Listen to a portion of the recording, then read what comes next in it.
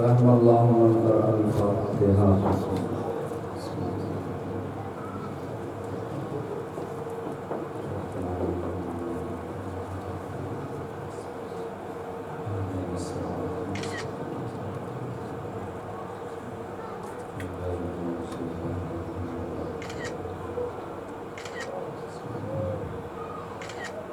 لا حول ولا قوة إلا بالله العلي العظيم. أعوذ بالله من الشيطان الرجيم. بسم الله الرحمن الرحيم. الحمد لله رب العالمين وبه نستعين. الصلاة والسلام على سيد العرب والعجم مولانا و مولا الثقلین جد الحسن والحسین المکی المدنی القرشی الہاشمی مولانا ابو القاسم محمد. اللہم صلی علی محمد وآل محمد وعلی آلہ الطیبین الطاہرین المعصومین من الآن إلی قیام یوم الدین. اما بعد فقد قال رسول اللہ صلی اللہ علیہ وآلہ وسلم بسم اللہ الرحمن الرحیم. انا لقتل الحسین حرارة فی قلوب المؤمنین لن تبردا ابدا. صلوات پڑھیں اللہم صلی علی محمد وآل محمد. عزیزان گرامی بالقدر بزرگان محترم ماتمداران سید الشہداء، آج امام حسین علیہ السلام اور شہدائے کربلا کے 6 جون کا دن ہے. 20 صفر المظفر ہے اور امام کے 6 جون کی تاریخ اور آج کا دن آج کی مناسبت ہے. امام حسین علیہ السلام جو 10 محرم اور ان کے ساتھی کربلا میں شہید ہوئے تھے، ان کی شہادت کے بعد ان کے جو باقی خاندان کے افراد تھے، خواتین تھیں، ان کو فوج یزید نے اسیر کر کے قیدی بنا کر بازار و درباروں میں پھرایا تھا اور شام کے قید خانے میں لا کر قید کر دیا تھا. 6 جون کی مناسبت یہ ہے کہ جناب زینب، امام سجاد اور باقی ان کی خاندان کے افراد امام حسین کے کربلا میں امام حسین علیہ السلام کے زیارت کے لیے آئے تھے. لیکن عزیزوں، یہاں اصل سوال یہ ہے کہ 1 سال کی مشقت قید کی برداشت کر کے اہل بیت اطہار کو رہا کیا گیا. آیا رہا یزید نے رحم کر کے کیا تھا یا کچھ اور وجوہات تھی؟ بہت سی وجوہات ہیں، اس کی 2-4 وجوہات ہیں. ان میں سے ایک وجہ میں آپ کی خدمت میں بیان کر دوں گا اور مسائل اس کے بعد پڑھ کر اس مجلس کو، اس عبادت کو ختم کر دیا جائے گا. تو ذرا سی آپ توجہ کر لیجیے میرے ساتھ کہ کیا وجہ رہی کہ یزید نے جو ہے اہل بیت اطہار کو رہا کیا. دیکھیے، یہ شام جو ہے، شام جسے سیریا کہا جاتا ہے، اس کی راجدھانی ہے دمشق، یعنی پائیتخت، جسے پرانا شام کہا جاتا ہے. آج بھی جب ہم بھی تھے وہاں تو دیکھا ہے وہاں شام. تو اس کے بارے میں ملتا ہے پہلے ہی سے جو ہے کیا ہے، تجارت کا سینٹر رہا ہے. اب سے نہیں، بہت پہلے سے. کیوں؟ آپ نے وہ تاریخیں سنی ہوگی مکے والوں کی کہ مکے والے جو تھے وہ سب تاجر تھے، وہ تجارت کرتے تھے. تو ان کے 2 قافلے سال میں تجارت پہ جایا کرتے تھے.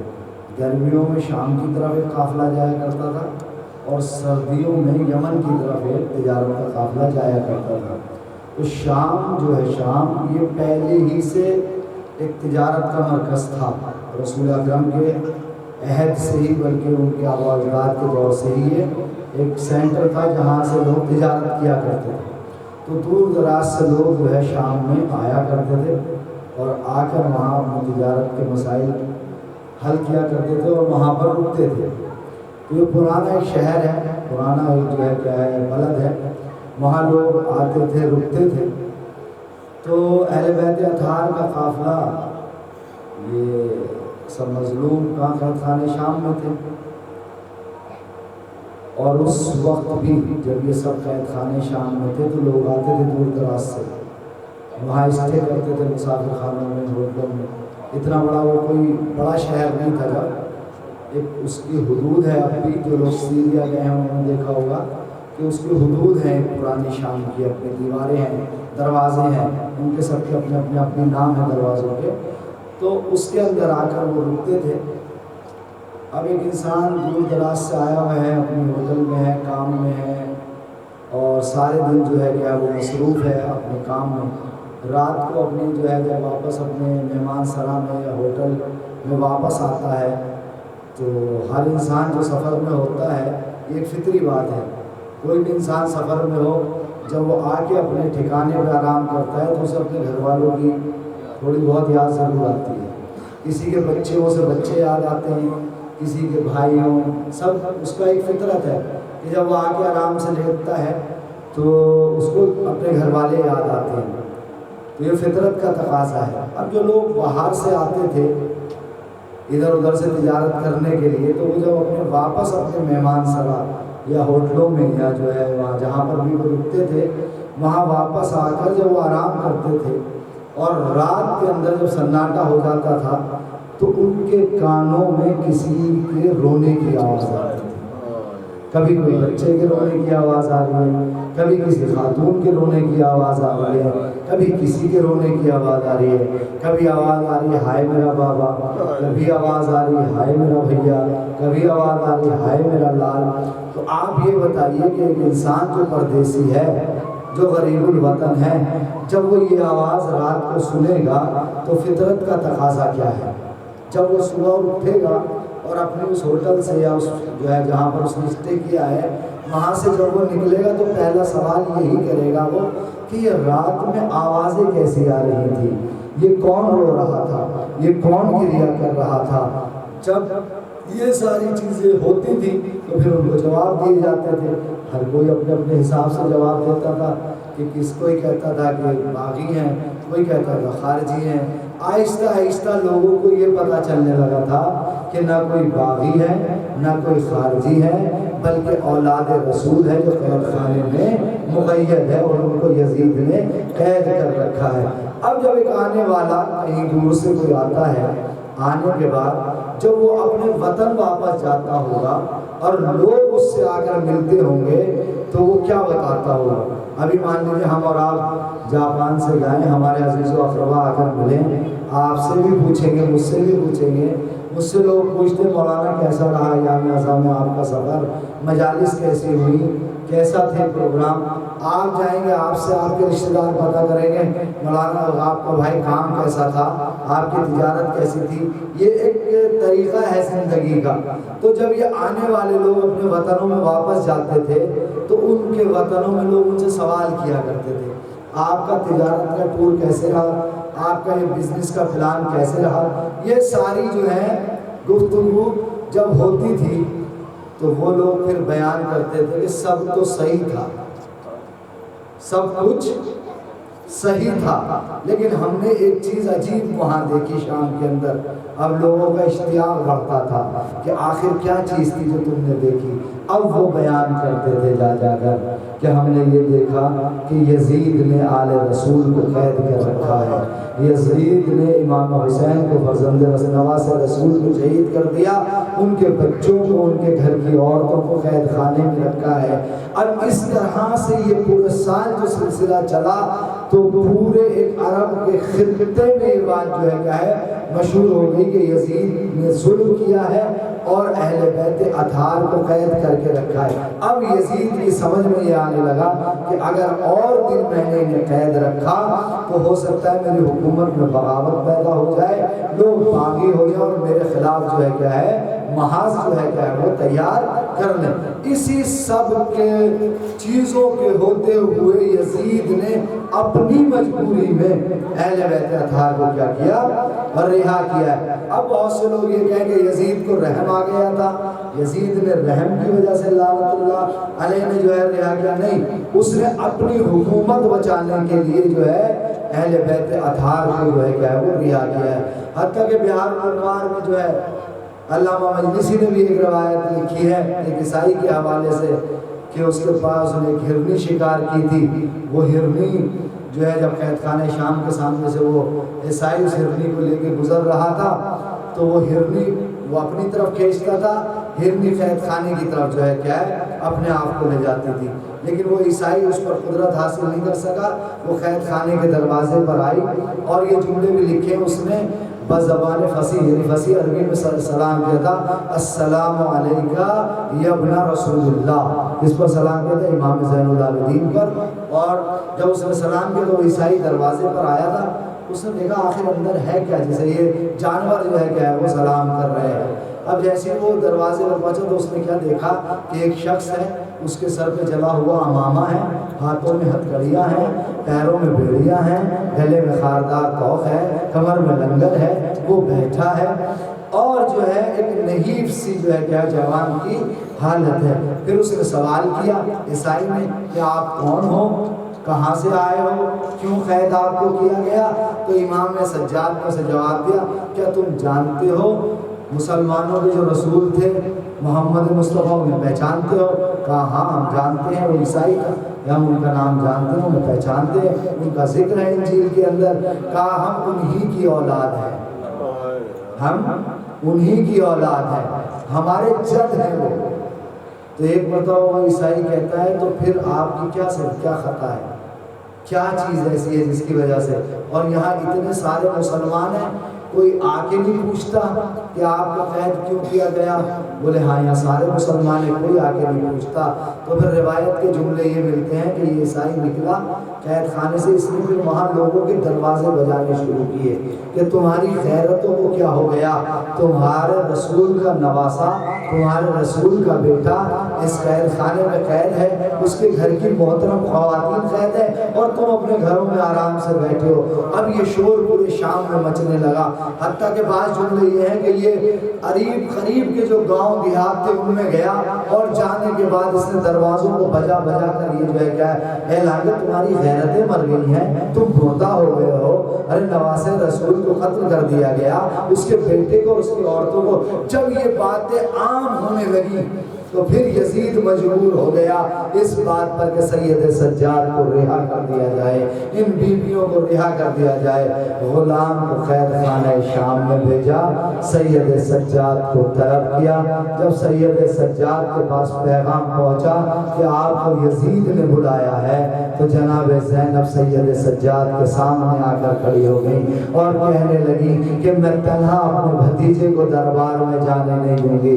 لیکن امام سجاد نے کہا پھر بھی اماں آپ گھبرائیے نہیں, آپ پریشان مت ہوئیے, اللہ کی مرضی جب تک نہیں ہے میرا کچھ یزید نہیں کر سکتا, نہ مجھے قتل کر سکتا ہے نہ میرا کوئی بگاڑ سکتا ہے. بہرحال امام سجاد دربار یزید میں پہنچے, تخت پر یزید بیٹھا ہوا تھا. امام سجاد کو آتے ہوئے دیکھا, یزید کھڑا ہوا اور کہتا ہے کہ آئیے یہاں تشریف فرمائیے, بیٹھیے یہاں میرے پاس آ کر بیٹھیے. عزیز و امام سجاد نے ایک جملہ کہا, ہے یزید کیا میں اس تخت پر آ کر بیٹھ جاؤں جہاں چند دنوں پہلے میں نے یہ دیکھا ہے کہ اس تخت کے نیچے ایک تشت میں میرے بابا کا سر رکھا ہوا تھا اور تو میرے بابا کے سر کے ساتھ بے ادبی کر رہا تھا, کیا میں اس تخت پہ آ کر بیٹھ جاؤں؟ بہرحال المختصر یزید نے کہا اے سید سجاد اب ہم تمہیں قید سے رہا کرتے ہیں, اب تمہاری مرضی ہے کہ تم شام میں رہ جاؤ یا مدینے چلے جاؤ. سید سجاد نے کہا, اب وہ کہنے لگا کہ میں نے تمہارے بابا کو قتل کیا ہے, میں تمہارے باپ کا خون بہا دینے کو تیار ہوں, میں دیت دینے کو تیار ہوں, میں تیار ہوں خون بہا دے دوں. امام سجاد نے ایک جملہ کہا, اے یزید میں کون ہوتا ہوں اپنے باپ کا خون بہا لینے والا, حسین کا خون بہا رسول لیں گے, فاطمہ لیں گی, علی لیں گے, حسن لیں گے, تو ان کے جو ہے بارگاہ میں اللہ کی بارگاہ میں جب جائے گا جب حسین کا خون بہا دینا. بہرحال الغرض امام سجاد کی ہتھکڑیوں اور بیڑیوں کو کاٹ دیا گیا, امام کو رہا کر دیا گیا. سید سجاد قید خانہ شام میں گئے, جب وہاں واپس گئے تو بیویوں نے دیکھا دیکھا نہ ہتھکڑیاں ہیں نہ بیڑیاں ہیں۔ امام سجاد نے کہا اے پھوپھی اماں ہم کو یزید نے رہا کر دیا ہے، اور یزید کہتا ہے کہ چاہے یہاں رہو یا تم مدینے چلے جاؤ۔ جناب زینب نے کہا کہ اے بیٹا سجاد یزید سے جا کے یہ کہہ دو کہ ہماری کچھ شرطیں ہیں وہ ہماری شرطیں مان لے۔ امام سجاد سے جناب زینب نے کہا کہ یزید سے جا کر کہہ دو کہ سب سے پہلے تو ہمارے لیے ایک مکان خالی کرا دے تاکہ ہم چند دن وہاں رک کر حسین کی ماتم کر سکیں، حسین کی برسداری کر سکیں، اور کام یہ جو تبرکات ہم سے لوٹے گئے ہیں وہ واپس کر دیے جائیں، شہداء کے سر ہمیں واپس دے دیے جائیں۔ یزید تک یہ پیغام پہنچا، یزید نے ایک مکان خالی کرایا، مکان خالی ہو گیا۔ اہل بیت کی مقدس خواتین قید خانہ شام سے نکل کر اس مکان میں آ گئیں، لیکن عزیزو یہاں روایت کے جملے سن لیجئے، جب بیویاں اس مکان میں منتقل ہو گئیں جناب زینب نے ایک کمرے میں فرش عزا بچھایا، فرش عزا بچھانے کے بعد بیویوں کو بٹھایا۔ اب جناب زینب نے کیا کام کیا؟ سب سے پہلا کام جناب زینب نے یہ کیا کہ اپنے بھتیجے سجاد کو بٹھایا، اور بٹھانے کے بعد کہا ہے بیٹا سجاد تیرے باپ کی شہادت کے بعد کسی نے تجھے پرسہ نہیں دیا ہے، آگر لال میں تجھے تیرے باپ کی موت کا پرسہ دیتی ہوں، تیرے باپ کی شہادت کا پرسہ دیتی ہوں۔ سید سجاد بیٹھے، زینب نے کبھی حسین کا پرسہ دیا، کبھی عباس کا پرسہ دیا، کبھی علی اکبر کا پرسہ دیا، ارے اب جو پرسہ داری شروع ہوئی، ابھی اس کے بعد اب حسین کا ماتم ہونے لگا، حسین کی مجلس ہونے لگی۔ اسی آسنا میں جب مجلس ہو چکی، ماتم ہو چکا، پرسہ داری ہو چکی، تو مقتل یہ لکھتے ہیں کہ تبرکات آنے شروع ہو گئے، شہداء کے سر آنے شروع ہو گئے۔ ارے ایک شہید کا سر آتا رہا، نیزوں پہ سر تھے، پہلے علی اصغر کا سر آیا،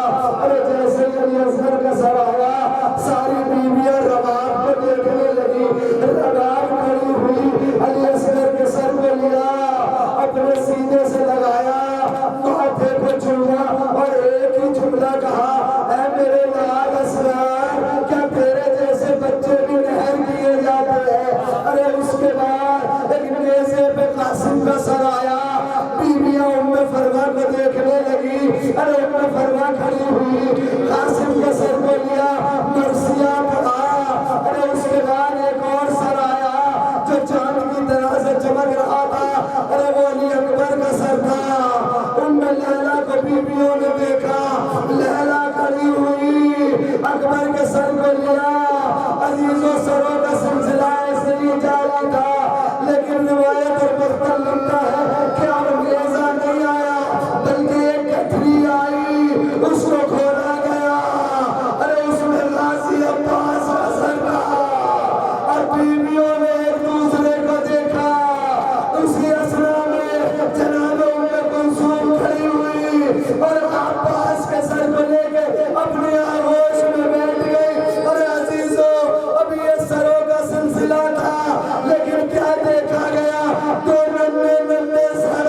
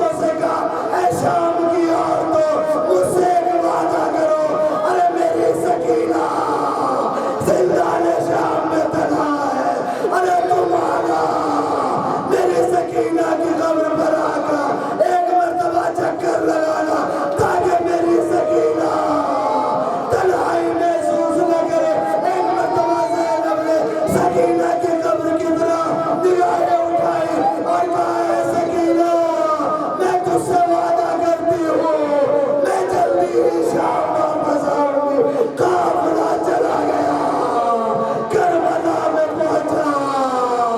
اور یہ جو مختصر کیا میرے مسائل کو.